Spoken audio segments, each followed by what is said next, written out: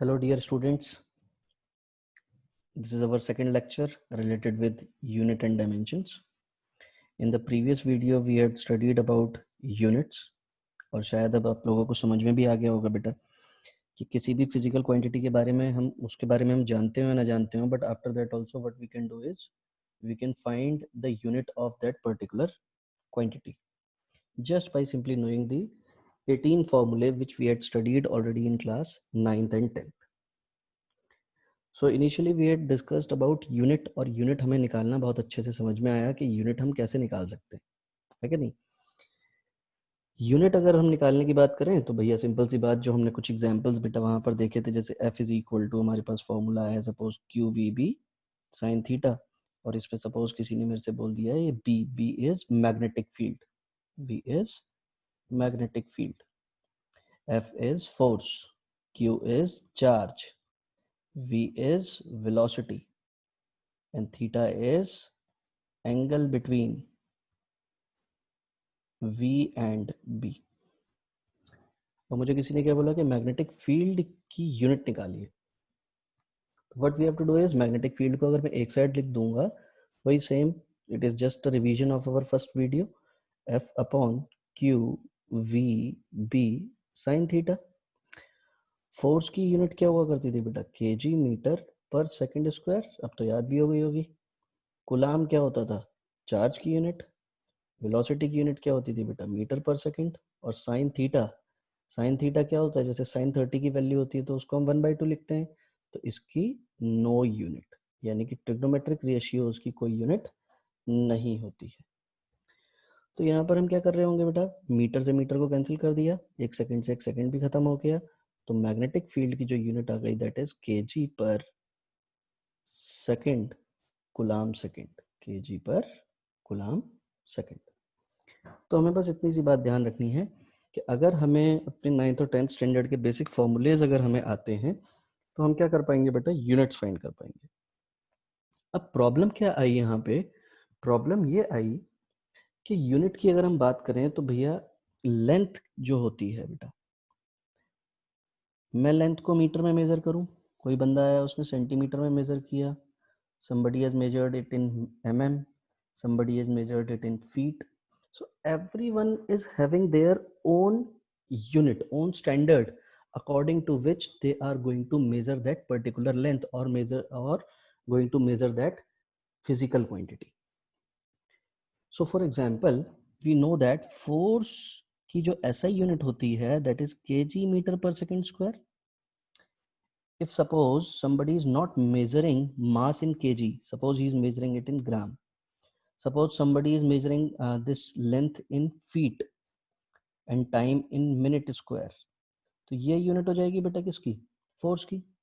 अब ऐसे ही कोई बंदा है वो क्या काम कर रहा है, ग्राम हो गया केजी हो गया, सपोज ये मास को ग्राम में ही मेजर कर रहा है, लेंथ को लेकिन वो मेजर कर रहा है किसमें, सपोज सेंटीमीटर में, और टाइम को वो मेजर कर रहा है सपोज आर में, तो ग्राम सेंटीमीटर पर R square will be the unit of force. Suppose mass measure कर रहा है वो क्विंटल में और लेंथ मेजर कर रहा है वो सपोज माइल्स में, और टाइम वो मेजर कर रहा है सपोज डे में, तो D square. So according to the standards, हर जगह के अपने अपने स्टैंडर्ड्स होते हैं बेटा, उस स्टैंडर्ड के अकॉर्डिंग यूनिट जो होगी वो क्या होती चली जाएगी, चेंज होते चली जाएगी। But here we are with the new concept called dimensions. और अगर हम डायमेंशंस की बात करें तो डायमेंशंस क्या होते हैं बेटा, it is defined as the power to which the fundamental quantities must be raised in order to obtain the unit of the given quantity. Sir ये इंग्लिश में लिखा हुआ हमें नहीं समझ में आया कि क्या कहना चाह रहा है, power to which the fundamental quantities be raised in order to obtain the unit of the given quantity. See बेटा, हमें पता है कि जो भी हमारी फिजिकल क्वांटिटीज हैं वो 7 फंडामेंटल क्वांटिटीज से बनी है। व्हाट आर दो 7 फंडामेंटल क्वांटिटीज, अगर मैं आपको याद दिलाऊं तो पहली मास, दूसरी लेंथ, तीसरी क्या थी, टाइम, चौथा क्या था आपका temperature, current, luminous intensity and mass of the substance. right? So by those 7 physical quantities, fundamental quantities only, all other physical quantities have been made, है कि नहीं? तो ऑब्वियस सी बात है, साइंटिस्ट ने क्या किया, साइंटिस्ट ने बोला कि अब हम केजी, ग्राम, क्विंटल, इन सब चीज़ों में मास को नहीं डिनोट करेंगे। हम लेंथ को मीटर, सेंटीमीटर, एमएम इसमें नहीं डिनोट करेंगे। हम टाइम को सेकंड, मिनट, डे इन सब में डिनोट नहीं करेंगे। तो उसके लिए उन्होंने क्या बनाया बेटा, उसके लिए उन्होंने बनाया डायमेंशंस। जैसे for example, these are the 7 fundamental quantities: mass, length, time, temperature, current, है कि नहीं? तो अगर हम मास की बात करें तो मास की यूनिट होती है केजी, ये ऐसा ही यूनिट है बेटा। लेकिन केजी के अलावा भी तो इसकी ढेर सारी यूनिट्स होती हैं, और केजी के अलावा इसकी क्या क्या यूनिट्स हो सकती हैं बेटा? केजी के अलावा ग्राम हो सकता है, क्विंटल हो सकती है क्या नहीं? इन द सेम वे लेंथ क्या हो सकता है? सेंटीमीटर हो सकता है, एमएम हो सकता है, किलोमीटर हो सकता है, माइल्स हो सकता है। ये सब सारी की सारी हमारी क्या हो गई? लेंथ की यूनिट्स हो गई। टाइम हमारा सेकंड हो सकता है, ये स्मॉल एस होना चाहिए बेटा, कैपिटल लिख गया ये स्मॉल एस। तो सिंपल सी बात ये कि अब अगर कहीं पर भी किसी भी जगह पर मुझे मास दिखाई देगा, उसको मैं कैपिटल एम लिखूंगा। क्या लिखूंगा? Capital M. कहीं पर भी मुझे लेंथ दिखाई देगी तो मैं उसको क्या लिखूंगा? कैपिटल एल लिखूंगा। कहीं पर भी अगर मुझे टाइम दिखाई देगा तो capital T. So these are the dimensions, these are the dimensions. Mass का डायमेंशन इज एम, लेंथ का डायमेंशन जहां कहीं पर भी लेंथ होगी वहां पर मैं कैपिटल एल लिखूंगा, जहां पर भी टाइम होगा वहां कैपिटल टी, जहां कहीं पर भी टेम्परेचर होगा वहां के या फिर थीटा लिखने की कोशिश करूंगा। करंट अगर कहीं पर भी होगा तो ए या फिर आई लिखने की कोशिश करूंगा। जहां कहीं पर भी ल्यूमिनस इंटेंसिटी होगी वहां कैंडिला लिखूंगा। जहां कहीं पर भी अमाउंट ऑफ सब्सटेंस होगा बेटा वहां पर मैं मोल लिखने की कोशिश करूंगा। इनसे अब मुझे फायदा क्या हुआ? तो जैसे फोर्स की यूनिट क्या होती थी बेटा? फोर्स की यूनिट थी केजी मीटर पर सेकंड स्क्वायर। अब भैया कोई दूसरी जगह का बंदा है, वो क्या करना चाह रहा है? वो केजी की जगह उसी चीज को वो ग्राम में मेजर करता है बेटा, लेंथ को वो फीट में मेजर करता है, टाइम को वो मिनट में मेजर करता है। तो लेकिन उसको फाइंड क्या करनी है? फोर्स फाइंड करनी है। So what he is going to do is, KG is the unit of mass, तो capital M. Meter is the unit of length, that is L. Second is the unit of time, T. और इसके ऊपर क्या है बेटा? Square, second का square. इसका dimensional formula क्या हो गया अब? MLT -2। और इसको हमेशा स्क्वायर ब्रैकेट्स में बंद करते हैं बेटा। इससे मुझे अब क्या फायदा हुआ? इस डायमेंशन से अब मुझे क्या फायदा हुआ? अब अगर कोई भी फोर्स को एसआई सिस्टम में निकालेगा तो वो, उसको पता है एम क्या है, मास है, तो वो केजी लिख देगा। लेंथ क्या है बेटा? एल क्या है? लेंथ है, तो वो अपनी अकॉर्डिंग अपने जिस भी स्टैंडर्ड से उसको मेजर कर रहा होगा वो लिखेगा। टाइम की जो भी यूनिट होगी वो उसको यहाँ पर प्लेस करेगा। जैसे अब मान लीजिए मैं ग्राम में मेजर कर रहा हूँ, फीट में मेजर कर रहा हूँ और मिनट में मेजर कर रहा हूँ, and I need the unit for force. तो मैं क्या करूंगा? मास की जगह ग्राम, लेंथ की जगह फीट, और टाइम की जगह मिनट, और इसका क्या कर देंगे बेटा? स्क्वायर कर देंगे।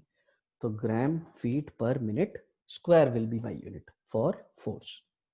If somebody is measuring mass in for example quintals, length he is measuring in, or pounds we can say, pounds याद आएगा बेटा, lb. Length we are measuring in suppose mm, and time we are measuring in second. So what will be the unit? lb. Mass, इसकी कोई power नहीं है. So this is what we mean with the definition: power to which the fundamental quantities must be raised in order to obtain the unit of the given quantity.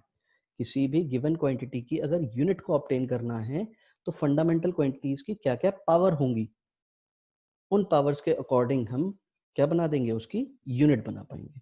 तो L B M M second, तो L B length will be in M M upon this will be in second square. तो L B M M पर second square, this will be the unit for force in terms of these standards.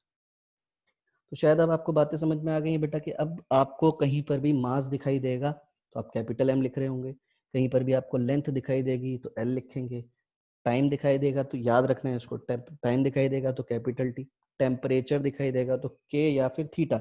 कुछ books में बेटा के लिखा हुआ होगा, कुछ बुक्स में थीटा लिखा हुआ होगा। तो उसी के अकॉर्डिंग आपको क्या करना है, काम करने की कोशिश करनी है। यहीं पर आपको करंट जो है वो ए भी लिख सकते हैं, आप आई भी लिख सकते हैं, ल्यूमिनस इंटेंसिटी सी डी लिखेंगे बेटा, कहीं पर भी ल्यूमिनस इंटेंसिटी, हालांकि इसकी आपको जरूरत बहुत कम पड़ेगी बेटा। अमाउंट ऑफ सब्सटेंस कहीं पर भी होगा तो वहां पर आप उसको क्या लिख रहे होंगे, उसका सिंबल क्या होगा, डायमेंशन क्या होगा, मोल होगा।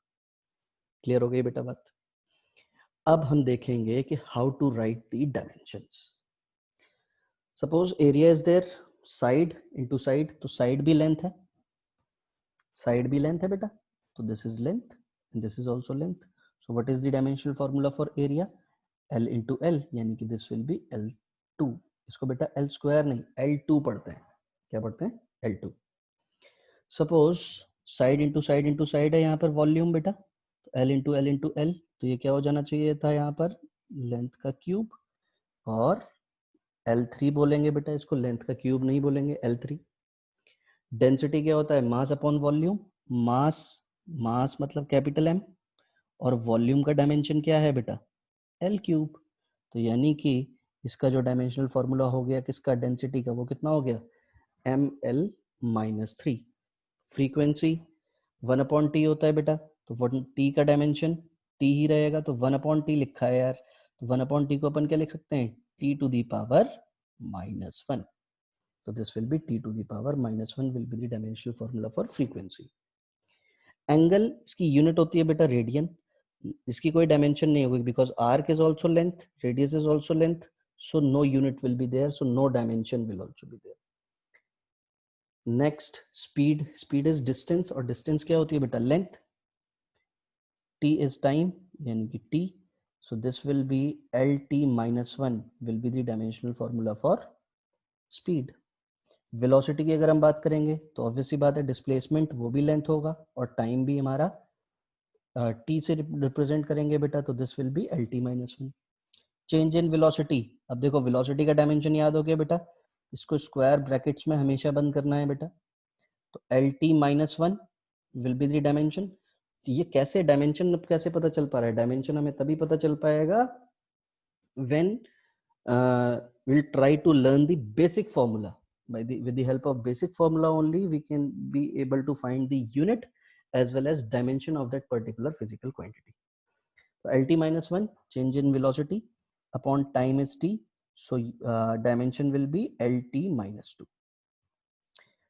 Momentum, mass into velocity, mass must be capital M, velocity का डायमेंशन Lt-1। ये बेटा धीरे धीरे आपको क्या होते चले जाएंगे, याद होते चले जाएंगे, उनकी टेंशन नहीं लेनी। जैसे जैसे आप लिखना सीखेंगे, जैसे जैसे आप फॉर्मूला बनाना सीखेंगे, आप लिखना सीखेंगे, अभी बस आपको ये समझना है कि ये लिखा कैसे जा रहा है। तो आप फॉर्मूला पता होगा, फॉर्मूला पता होगा तो उसके अकॉर्डिंग डायमेंशन आप प्लेस कर पाएंगे, डायमेंशन प्लेस कर पाएंगे तो किसी भी फिजिकल क्वांटिटी का क्या बना पाएंगे आप, डायमेंशन बना पाएंगे। फोर्स M इंटू ए, मास इंटू Lt-2, एक्सेलरेशन क्या था, Lt-2 बेटा इसके डायमेंशन, तो दिस इज MLT-2। तो याद रखेंगे सब लोग, फोर्स का जो डायमेंशन होगा वो क्या होगा, MLT-2।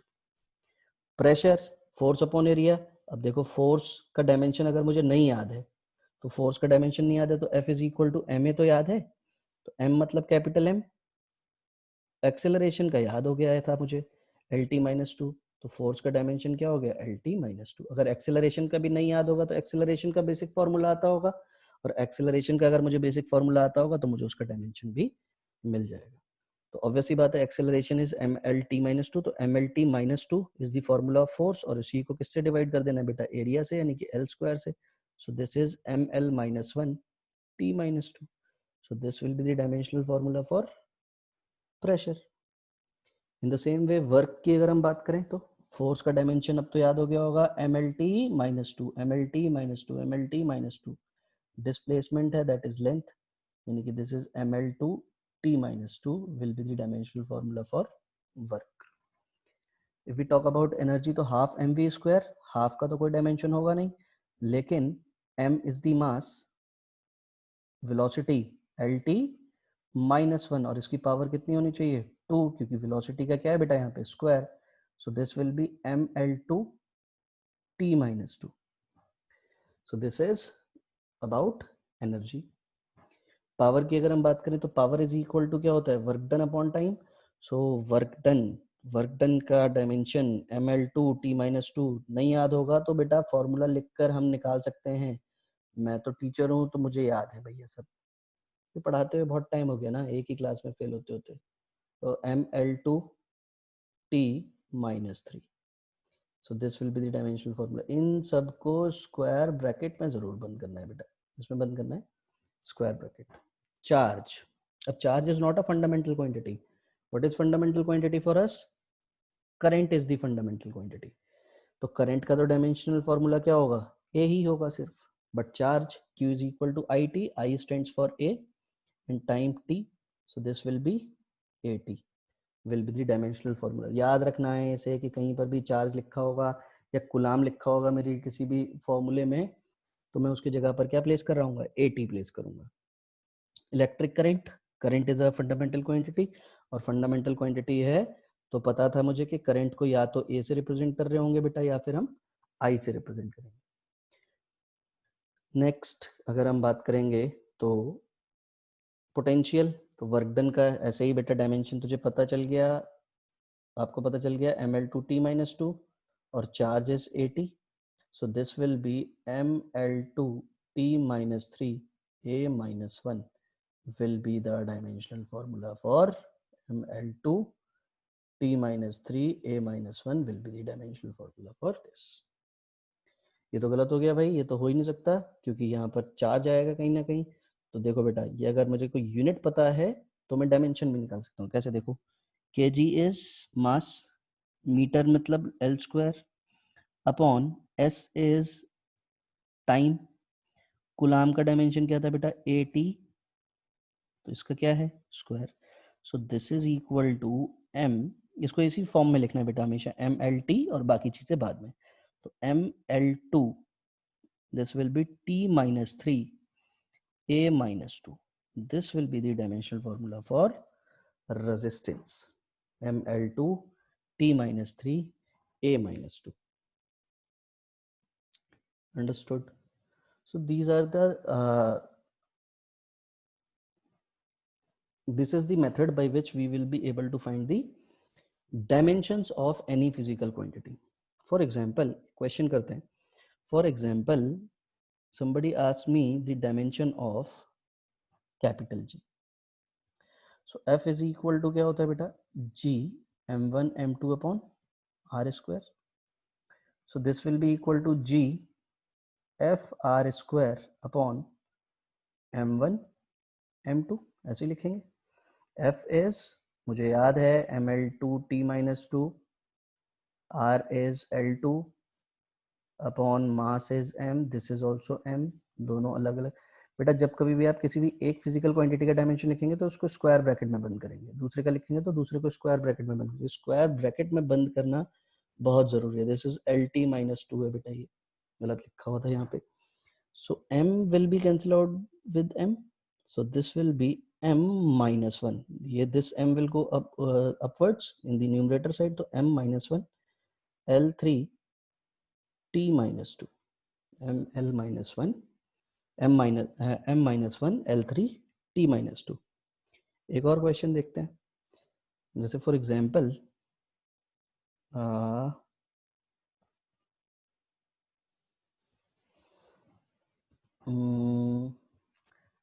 suppose f is equal to qvb sin theta and somebody asked me the dimensional formula for b। so f is force, ये बताएगा आपको, मेंशन करेगा। f is force, q is charge, v is velocity and sin theta is angle between v and b। find dimension of b। so b will be equal to f upon qv sin theta। so f तो याद हो गया, mlt-2 होता है formula, mlt-2 ऐसे ही बोलना है बेटा इसको। Charge is 80, velocity is lt-1, so l and l will get cancel out, mt, this t will get cancel out, mt-2 a-1, so this will be the dimensional formula for magnetic field। वैसे ही आप किसी भी unknown formula, कोई भी unknown formula आपको दिया गया हो जिसमें सारी क्वांटिटीज आपको नोन होंगी बेटा, सिर्फ एक क्वांटिटी जो होगी वो आपके लिए अननोन होगी. So what you can do is you can find the dimension of that particular quantity. ठीक. Now why we are studying dimensions. See बेटा, डायमेंशंस आर वेरी हेल्पफुल. आपका आपने साइंस ली है, ऑब्वियस सी बात है. आप सब लोगों की एम होगी इंजीनियरिंग, मेडिकल, इस तरीके की एम रहती है बेटा सब लोगों की. So for that, what we have to do is we always find 2-3 questions related to dimensions in IIT JEE or in AIPMT, which can be solved with the help of dimensions only. So what dimensions can do, that we must know. And the most important thing is we have to remember these basic formulae. ये formulae याद करने को बोल रहा हूँ बेटा. I am not talking about to remember these dimensions. If you are able to remember these formulae, these dimensions, you can create on your own.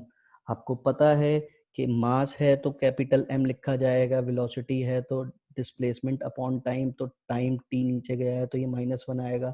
तो आप इसको इस तरीके से आप क्या कर पा रहे हैं, लिख पा रहे हैं. वो उसकी टेंशन नहीं लेनी है, वो अपने आप डायमेंशन किसी भी चीज का क्या कर पाएंगे, लिख पाएंगे. और डायमेंशनल फंडामेंटल क्वांटिटीज कितनी होती है, फंडामेंटल क्वांटिटीज आपके सामने यही है लिखी हुई बेटा, कि these are your fundamental quantities. बस इन्हें याद रखना है और इनके अकॉर्डिंग आपका फॉर्मूला बनते चले जाना है. और रोज रोज रोज रोज you are going to study some new physical quantities also, and you have to make the you have to remember those physical quantities also, their basic formula. Like suppose मेरे दिमाग में अभी आया कि एक क्वांटिटी होती है जिसको हम बोलते हैं बेटा स्ट्रेस. तो जो स्ट्रेस होता है वो बिल्कुल सेम एज प्रेशर, मतलब स्ट्रेस और प्रेशर, इनका डायमेंशन और इनकी यूनिट बिल्कुल सेम होती है. तो प्रेशर और स्ट्रेस, अगर मुझे कहीं पर भी वर्ड सुनाई देगा स्ट्रेस, तो वो एक ही चीज़ है. जैसे कहीं पर भी फोर्स लिखा होता है, कुछ जगहों पर टेंशन लिखा हुआ होगा. टेंशन और फोर्स दोनों क्या है बेटा, एक ही चीज़ है. तो कहीं पर भी अगर टेंशन कोई फिजिकल क्वांटिटी लिखी है, इसका मतलब वो किसकी बात कर रहा है, वो बात मुझसे फोर्स की ही कर रहा है. So these are certain new new physical quantities आती चली जाएंगी. फिजिक्स का मतलब ही यही है बेटा कि आप 10th से अब आप 11th में आए, तो अब आप एक नई तरीके की फिजिकल क्वांटिटीज पढ़ेंगे. तो जो भी आप नई तरीके की फिजिकल क्वांटिटीज पढ़ेंगे उनका कोई ना कोई एक बेसिक फार्मूला होगा, और जो भी उसका एक बेसिक फार्मूला होगा, उस बेसिक फार्मूले के अकॉर्डिंग आप उसकी यूनिट और उसका डायमेंशन बता पाएंगे. तो अब आप मैग्नेटिक फील्ड के बारे में तो आप मुझसे पूछना मत, क्योंकि मैग्नेटिक फील्ड का तो आपको फार्मूला याद हो ही गया है कि मैग्नेटिक फील्ड क्या होती है. अभी अभी हमने थोड़ी देर पहले देखा था बेटा मैग्नेटिक फील्ड, है कि नहीं. तो मैग्नेटिक फील्ड का अगर मैं डायमेंशनल फार्मूला यहाँ पर लिखूं, तो उसका डायमेंशनल फार्मूला होता है, अभी अभी सॉल्व किया था, mt-2 a-1. ये तो लिखा था हम लोगों ने. दिस इज मैग्नेटिक फील्ड, और किससे डिनोट होती है, बी से डिनोट होती है, और इसी को अपन क्या बोलते हैं, मैग्नेटिक फील्ड बोलते हैं बेटा. अब ये डायमेंशनल क्यों यूजफुल है. Dimensions are useful because of these 3 reasons. हमारे जो सिलेबस का काम है, और यही यही है बेटा, बेसिकली डायमेंशंस का काम यही है. We can check the correctness of any formula. मेरे सामने अब कोई भी फार्मूला जो लिखा हुआ होगा, we can check the correctness of that formula. We can derive the formula, we can frame the formula, we can make the formula on our own. What we can do is we can change the physical quantity from one system to another. What are the systems beta? Systems वो थे हमारे याद है, CGS, FPS and MKS and SI systems were there. So we have to, if we want to convert the one system of unit in the another, that we can do with the help of dimensions. So how we can check the correctness of the formula. To check the correctness of the formula, there are certain rules which are the simple mathematical rules जो हम सबको पता होने चाहिए. Rule number one is addition can only be done of same physical quantity,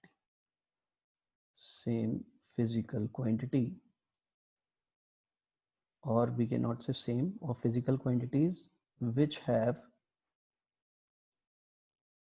same unit or dimension. मतलब समझते हैं, addition और subtraction.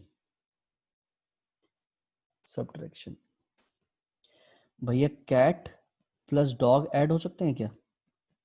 No. Cat plus cat add हो सकती है कि नहीं? तो भैया घोड़े में घोड़े ही ऐड होंगे, कैट में कैट ही ऐड होगी, डॉग में डॉग ही ऐड होंगे, ये चीज तो आपको पता है। या कैट में से कैट को ही माइनस करेंगे, है कि नहीं? 3 बिल्ली में से 2 कुत्ते माइनस करिए, 3 कैट माइनस 2 डॉग। क्या ये पॉसिबल है क्या? No, it is not possible. तो बेटा एडिशन 3 कैट प्लस 2 डॉग कितना हुआ? 3 cat plus 2 dog. We don't have any answers of such questions कि 3 cats and 2 dogs plus 2 dogs, how much? No answer. But 3 cats plus 2 cats, we have 5 cats.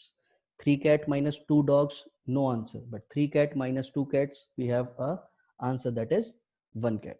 So addition and subtraction can only be done of the physical quantities which have the same unit or dimension. मतलब unit और dimension जिन quantities का same होगा, सिर्फ उन्हीं का addition हो सकता है.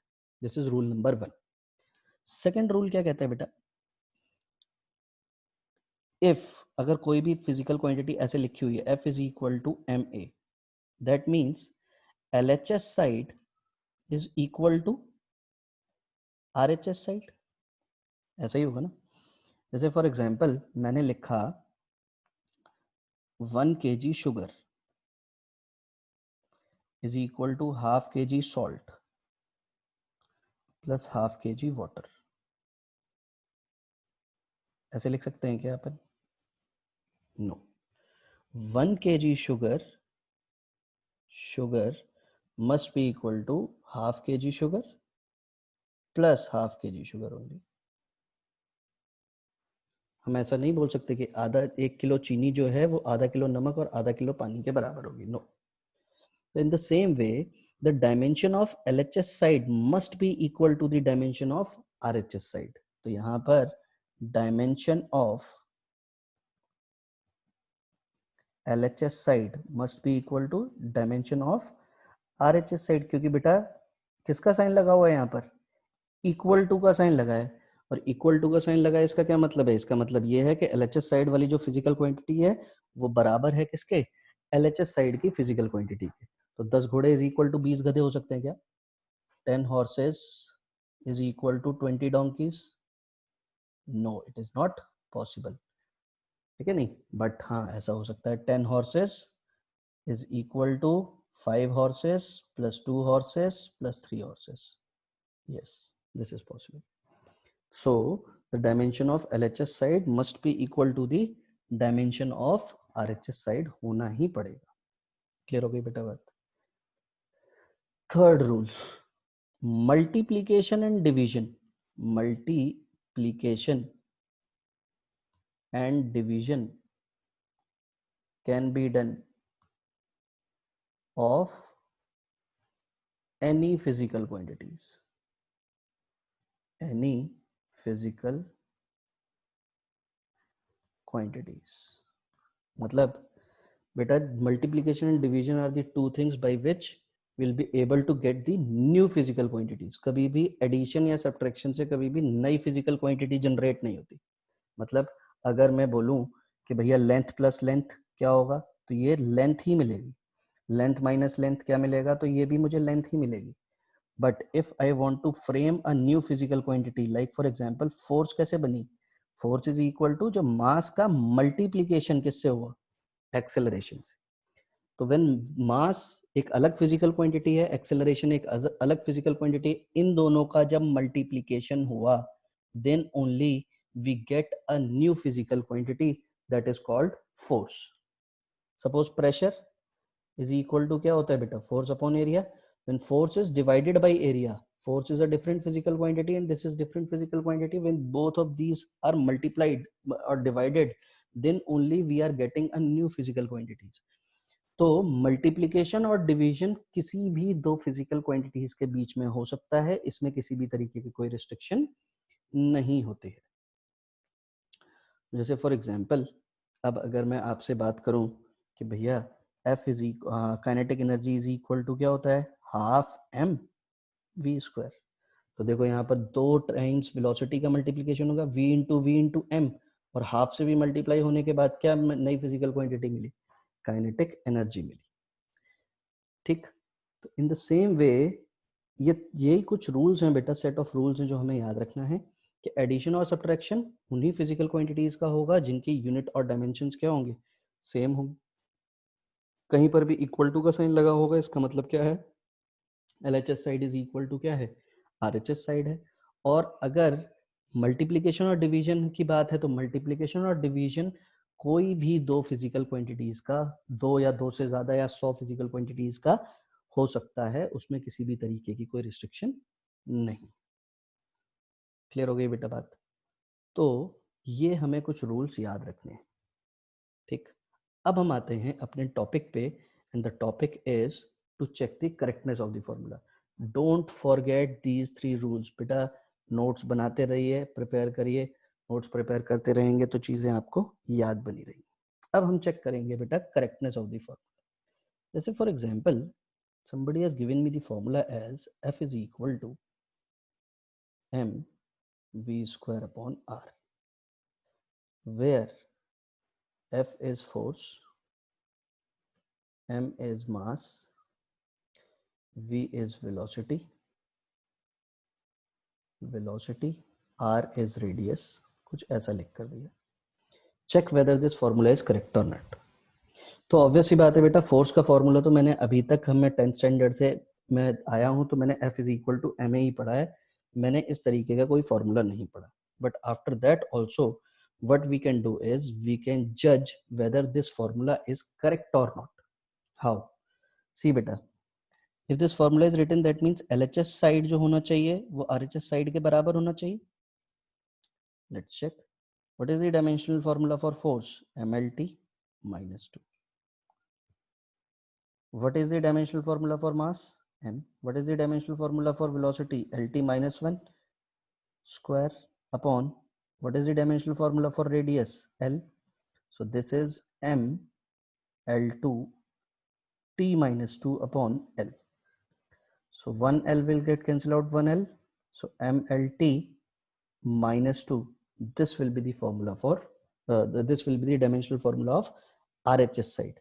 So LHS side dimensional formula is equal to RHS side dimensional formula, which means that this formula is dimensionally correct. Dimensionally correct. Why we are saying this formula is dimensionally correct? But the reason is there is certain drawbacks while checking the correctness of the formula with the help of dimensional analysis, and that is, if somebody writes here half, then also this formula is correct because half do not have its dimension because it is just a constant number. If somebody has written like 5/2, तो obviously बात है तब भी ये formula correct होता, 7/2 तब भी ये फॉर्मूला करेक्ट होता, पाई लगा देता अगर कोई यहाँ पर तब भी ये फॉर्मूला करेक्ट होता। So this formula is dimensional. We can check the formula dimensionally whether the formula is correct or not. Clear हो गई बेटा बात? तो हमें कैसे चेक करने हैं फॉर्मूले, वो हमें पता चले कि how to check the formula. तो अगर इस तरीके से मुझे कोई भी फॉर्मूला दिया गया होगा तो मैं उस फॉर्मूले का क्या चेक कर पाऊंगा बेटा, करेक्टनेस चेक कर पाऊंगा। क्या चेक कर पाऊंगा? करेक्टनेस। जैसे for example S is equal to ut plus half at square. Everybody knows that this formula is correct, but I want to check whether this formula is correct or not. This is distance, but what must be its dimension? L. U का dimension क्या होगा बेटा? U का dimension distance upon time यानी कि LT minus 1, and this is T, time ही होता है ना ये। यहाँ पर अगर चेक करेंगे तो हाफ का कोई डायमेंशन नहीं, लेकिन एक्सेलरेशन का dimension LT minus 2 and time का dimension is t square. So t square will get cancelled out from t minus 2. T will get cancelled out from t minus 1. So this is L, this is also L, and this is also L.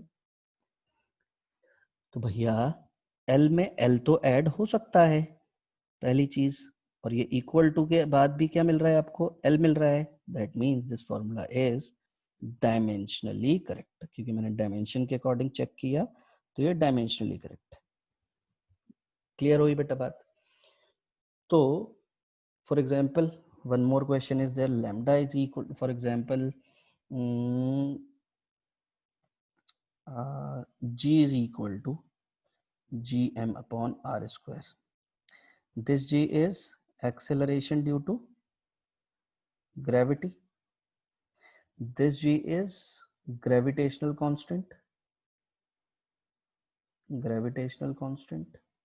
This m is mass, r is radius or distance, we can say. I have to check whether this formula is dimensionally correct or not. So बेटा capital G हमने dimension निकाला ही था, अगर नहीं याद रहता है तो हमें इसका बेसिक फार्मूला याद है कि G m1 m2 upon r square, ये इसका बेसिक फार्मूला था. With the help of this formula what we can do is we can find the dimension of G, और मुझे तो याद है भैया m-1 L3 T-2, जब आप इसको सॉल्व करेंगे तो आपको यही डायमेंशन मिलेगा. तो G का मतलब तो LT-2 हो गया साहब, ये LHS साइड हो गई. RHS साइड की बात करेंगे तो m-1 L3 T-2 अपॉन एक m भी है बेटा तो m लिखना पड़ेगा, यहाँ पर r है यानी कि यहाँ पर L स्क्वायर लिखना पड़ेगा, तो L स्क्वायर से ये कैंसिल हो जाएगा, m से ये m चला जाएगा, कितना बचेगा ये LT-2. This formula is also dimensionally correct, यानी कि ये देखो ये रिलेशन आ गया किस किस के बीच में बेटा, g और स्मॉल g के बीच में ये रिलेशन. क्लियर हुई बेटा बात? सिंपल सी बात, what we can do is we can check whether the given formula is correct or not, whether the given formula is correct or not, ये हम चेक कर सकते हैं. जरा आपने ये सारे के सारे करेक्ट दिखा दिए, कोई इनकरेक्ट दिखाइए, इनकरेक्ट कैसे हो सकता है. जैसे फॉर एग्जांपल किसी ने मुझे फॉर्मूला दे दिया, एक इनकरेक्ट का केस अगर हम देखें तो सपोज सपोज सपोज सपोज